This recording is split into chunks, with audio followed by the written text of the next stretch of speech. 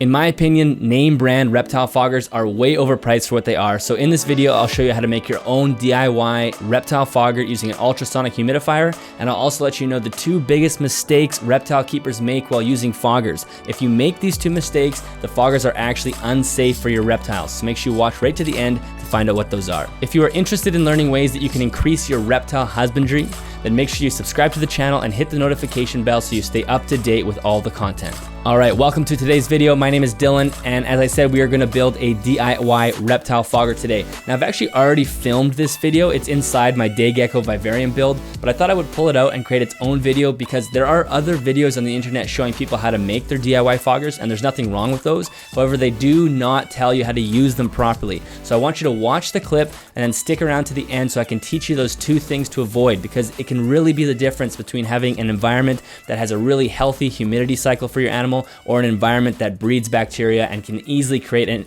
a respiratory infection or other diseases. So make sure you watch to the end so you can learn how to build it and learn how to use it. So we're going to modify this cool mist humidifier, which is essentially what any reptile fogger is. We do have to modify it because the mist is just going to come out of this hole here. Obviously, I can't put this into the enclosure. That would, 1, look horrible, but 2, it's just obviously not going to function properly. So I want to attach a hose that's going to go up into the enclosure. And I've had this one before that I've used for a fogger, and the thing that I hate about it is that you have to turn it upside down to fill it. So any hosing system that you have, when you turn it around, it kind of gets compromised and kinked, and any silicone you have here will eventually leak. And that is what I'm going to try to fix this time. I have a kind of a better idea how we're going to convert this. And I bought this at Walmart. I think it was like $40 Canadian, so that's probably $25 American or something like that. And so I think it's gonna work fine. I really like this one for a couple reasons, because it has this dial. You can set how much mist you want to come out of it, and you can leave it where it is. So I can leave it at a certain setting, and I can put it on a timer. So when it comes on and off, it will always be at the setting. Some humidifiers just have a button that you press, and when the power turns off for the humidifier, you have to press the button again for the humidifier to come back on. That's not what you want, because you want it to be slightly automated. So if you are looking for a humidifier, you definitely want one where there's a setting that you can leave on rather than a button that presses in and out. Maybe I'll fill this with water and I'll show you guys how this works. It's pretty cool. So this thing just pops off, fill it with water.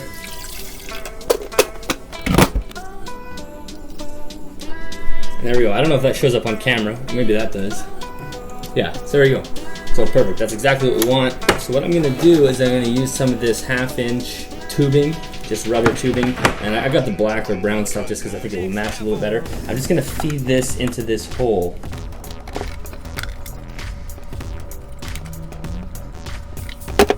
And now I'm gonna actually snip this. Now you're gonna see why in a second. Because what I was saying before, because this thing has to be turned down upside down to fill, if I just leave it like this and I were to silicone this in place, every time I turn this upside down, the hose kinks and it's going to cause issues here. I'm going to constantly have to be re-siliconing. So we're going to do this. We're going to snip it about, I don't know, let's go here, I guess.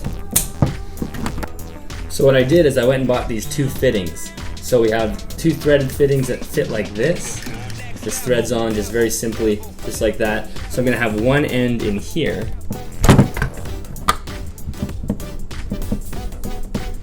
It's a really tight fit, so what I'm probably gonna have to do is boil. I mean, the tight fit is good, but I'm gonna boil hot water and just soften up this hose a little bit to squeeze that through. But you guys will get the idea here. So one end's gonna be like this, the other end of the hose is gonna have this piece, and that way every time I wanna fill it, I can just unthread this piece very simply, disconnect it from the main line, pull it to the sink, and then fill it without ever having to kink this section. So before I put the fittings on, I'm just gonna silicone around here so we don't have any mist leaking out around the hose. We don't want that, or else it's just gonna be humidifying the room, which I don't want. Just got a little bit of brown silicone left over from another project. Just gonna fill this area.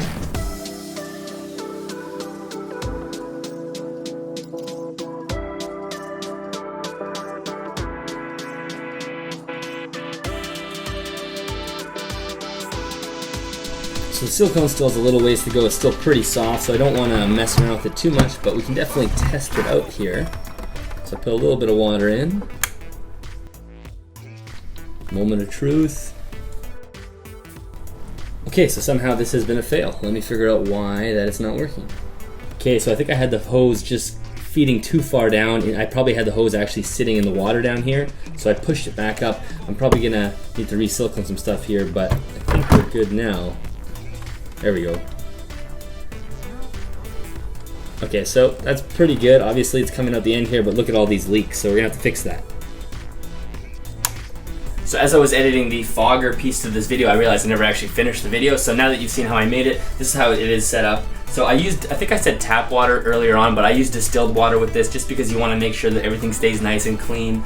Eventually, if you use tap water, you're going to end up with sort of sediment or mineral buildup in the hose, and it's just going to stop working. And the other thing you want to watch for is you want to make sure you have a line just run straight up from the fogger and into the enclosure. You don't want too many bends in the hose, because what happens is moisture collects and then it eventually will block the fog. So right now I have way too much extra hose because this is obviously going into the new enclosure, so I want to make sure I have enough, and then I'll snip it so it just goes straight up and into the enclosure.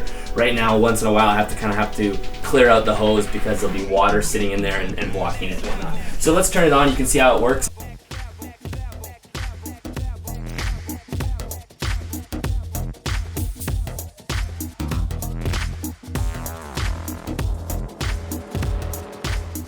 Well, I hope that tutorial was fairly straightforward. If you have any questions, definitely throw them in the comments below. Any ultrasonic fogger will work for you. Just buy the one that seems like you could easily or most easily add a hose to it.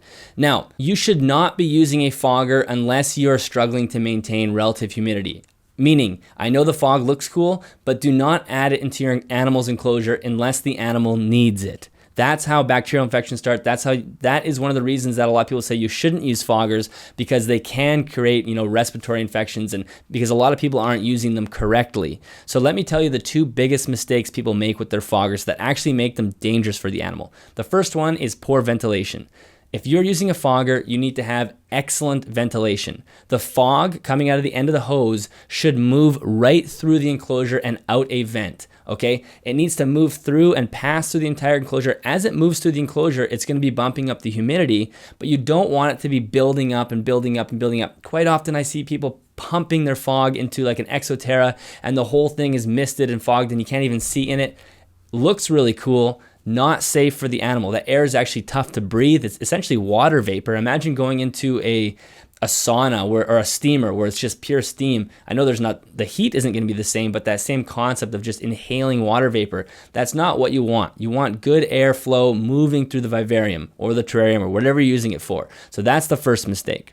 The second mistake is understanding the natural humidity cycle of where your animal is. Now, I'll give you a hint. Humidity cycles tend to peak through the evening into the night and decrease during the day because the sun evaporates a lot of that moisture in the air. So foggers really should not be used during the day. You shouldn't have the lights on, your heat on, and then pumping fog in, because again, you're gonna be creating that thick air that's actually tough for the animal to breathe. You want cool air. Think about when you see fog or mist in the mountains. That does not happen during the day. It happens at night. I've never seen fog during the day. As soon as it gets warm enough, the sun evaporates the fog and it goes away. Same concept with your animals. So run the foggers in the evenings or into the night or early mornings before your lights come on. Don't run them during the day. I know the temptation is there because the fog just looks so cool, but that's not what it's there for. It's there to replicate the natural humidity cycle of the animal or the ecological niche it's from, and that's almost always during the evening and in the night. All right, so as I'm editing this video, I feel like I could add a few more key points to hopefully make this more clear. I am not suggesting that you only have to worry about your humidity readings at night and just forget about them during the day and let it drop to zero. That's not what I'm saying. Remember, I'm speaking in general terms, so you really should understand the humidity levels of the species that you keep, how it fluctuates throughout the day. That will be your job for whatever species you have. But broadly speaking, humidity peaks during the evening and into the night. And the reason that happens for most places is because as the air temperature cools, the relative humidity increases because cool air can hold less water vapor than warm air. So what that means is you can take the same amount of water molecules in the air, and all you have to do is decrease the temperature and you'll actually get a higher reading for humidity because it's going to take less water molecules to actually saturate that air. Less water molecules to make that humidity reading hit 100%. So that's why I say you shouldn't be using foggers during the day, because that's just so much fog and so much thick air that you're adding to the enclosure. With the increased daytime temperatures, it's just going to be way more water vapor than you need. You can imagine if you are outside and maybe where you live is tropical and it's 80% or 90% humidity, it's not so thick that you can barely see through it. Yes, it's very humid, the air is heavy, but it's not like you're breathing in pure water vapor. And that's what will happen if you use a fogger during the day. It's just too much heat and too much moisture in the same spot. Not a good idea. Instead, if you need to maintain daytime humidities like I do for my Brazilian rainbow boa, I need to have 80+ humidity all the time. I need to figure out a different way that doesn't use fog to get there. So huge water dish, substrate that retains water, retains moisture, misting every once in a while, which is a great way to maintain humidity. Some people don't like misting. I think misting's great, simulates some rainfall. Animals typically lick it up off the leaves depending on the species you have. So there's lots of different ways you can maintain humidity during the day. But remember, fogger is for maintaining humidity during the night, giving yourself that natural humidity spike during the evening. But in the daytime, you have to problem solve that in a different way. If you'd like to learn more about how to properly and safely use a fogger, I highly recommend going to check out episode 110 of the Chameleon Academy podcast with Bill Strand. In that episode, he talks with Mario Youngman, and they talk all about proper airflow, fogging, everything you need to know about misting, humidity cycles. It's all there for you, so I highly recommend going to check that out before you add a fogger to your reptile's enclosure. Let me know in the comments if you use a fogger. Do you think they're safe? Do you want to add one to your enclosure? I'd love to hear what you guys are doing. I know there's foggers kind of disappeared off the market for a while because people thought they were dangerous. Yes, they can be dangerous, but you got to make sure you're using them safely. I definitely invite you to go check out the Animals at Home podcast. Earlier today, when I recorded this video, I released a podcast with Rebecca from Leopard Gecko that tons of people have really enjoyed that episode. I love chatting with her. So that's a great one to start with, but there's a bunch of episodes there for you to listen to, especially if you're interested in learning how to increase your level of reptile husbandry. Go give me a follow on Instagram at animalsathomeca and subscribe to the channel and hit the notification bell so you don't miss the weekly podcasts and or videos. I will see you guys next time.